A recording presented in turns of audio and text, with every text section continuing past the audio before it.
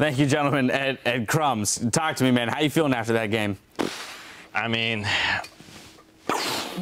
that was over a kill a minute for EDG alone. I mean, come on, that was nasty. That should have been censored.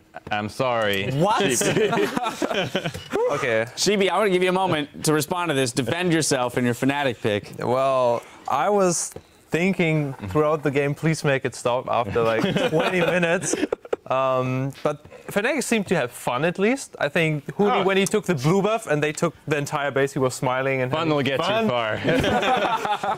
And we also broke the curse of the anti-profit, which I'm, There you go. The upsides here. Congrats here.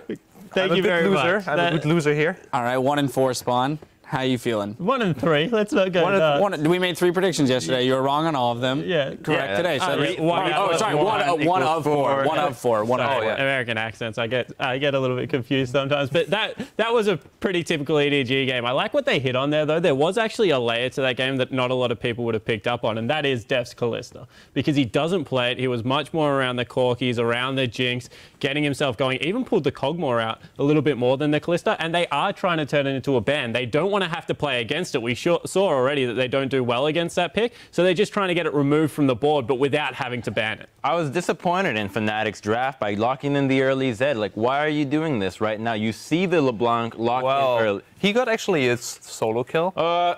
He was obliterated in lane, but let me explain to you why. They lock in the LeBlanc early, and you're like, okay, LeBlanc's coming out. You can just save your last pick, judge the entire team comp, and then decide if you want an assassin or not. Instantly lock in the Zed as to some sort of challenge, like, yeah, I'm up to the challenge. I'll take the Zed LeBlanc matchup. Guess what? Lock in the Maokai. Maokai is not very good against Zed in a team fight. And to top things off, the sapling strategy with giving the first 3 camps of the Wraith camp with LeBlanc, so you put 2 saplings down, get the distortion over the wall, you're going to get destroyed in lane, and that's exactly what happened. Trading 1 for 1 doesn't matter when you're down 30 CS. We will jump back into this conversation, Sheepy. I'll let you have your time for your rebuttal, but now for a word with the member of the victorious Edward Gaming. Let's check in with Shox in the interview lounge. Thank you very much, Dash. I'm joined here by Deft on the victorious EDG. Whew, what a performance that was, Deft.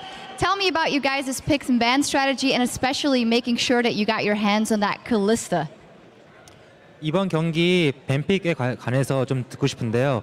특히 칼리스타 선픽이 되게 인상적이었어요. 좀 설명 좀 해주세요.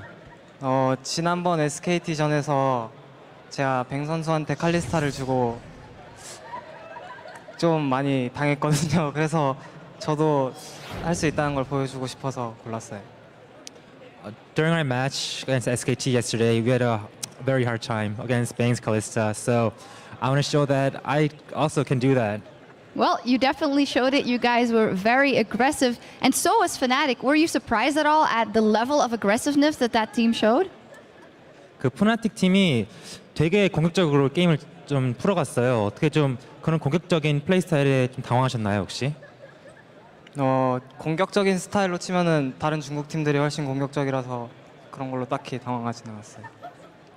The Chinese teams back in LPL were much more aggressive, so we weren't that surprised. And totally prepared, I can imagine. You guys are fighting or are doing very well on group to get out of groups. Here you're up against TSM a little bit later. What kind of EDG will we see? Will we see the EDG we saw versus SKT or the EDG we saw just now?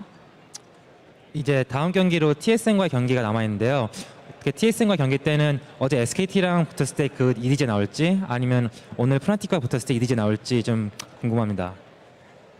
일단 저희 팀이 잘하는 게 라인전을 일단 이기고 그 바탕으로 굴리는 걸 라인전이 강력해서 그걸 바탕으로 이기는 걸 잘하는데 어제 SKT전 같은 경우는 전 라인이 다 상성을 안 좋은 걸 골라서 다음 푸나틱전은 저희가 더 잘하니까 상성 그렇게 심하지 않은 걸로 골라서 라인전에서 끝내고 싶어요. So I think our team's strength is pressuring our opponents during lane phase and getting the better picks.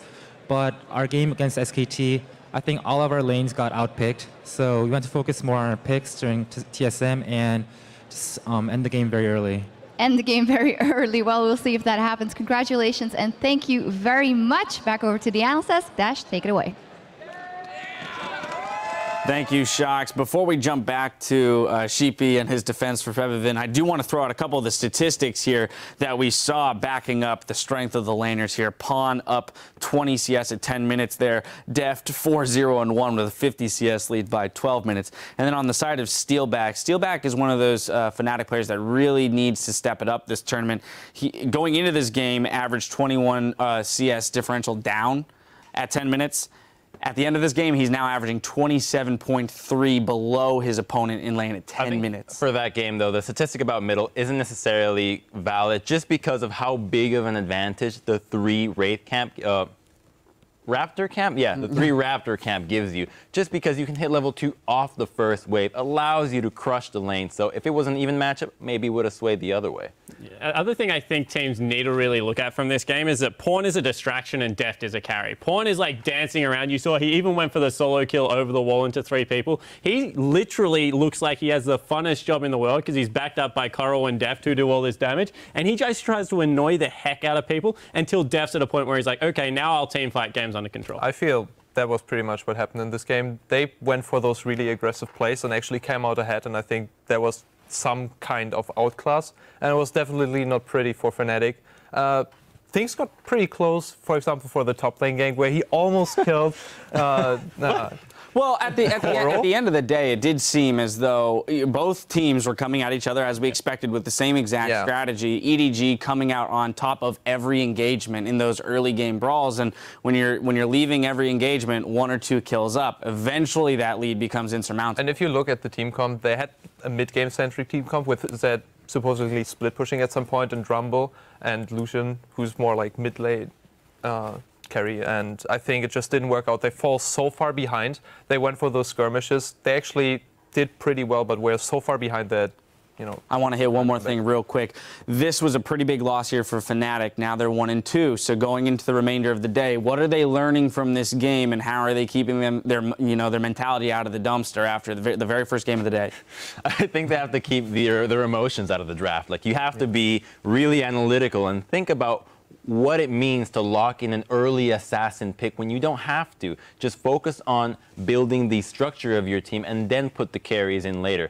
Only a champion like Kalista is it really worth picking early because she offers a lot of utility. You're not going to lock in that really early carry champion unless you're Faker that plays LeBlanc. But then they first picked Kalista, so... Exactly. Like, these guys are really, really good at these champions. Otherwise, like, especially when you haven't seen the top lane champion, like, it's very difficult to play against that mid lane. All right, well, we are 1 game in. We got to move on. There's 1 game down, and there's no slowing down at this point. Coming up next, the North American champions Team Solo Mid will face the LMS's AHQ Esports.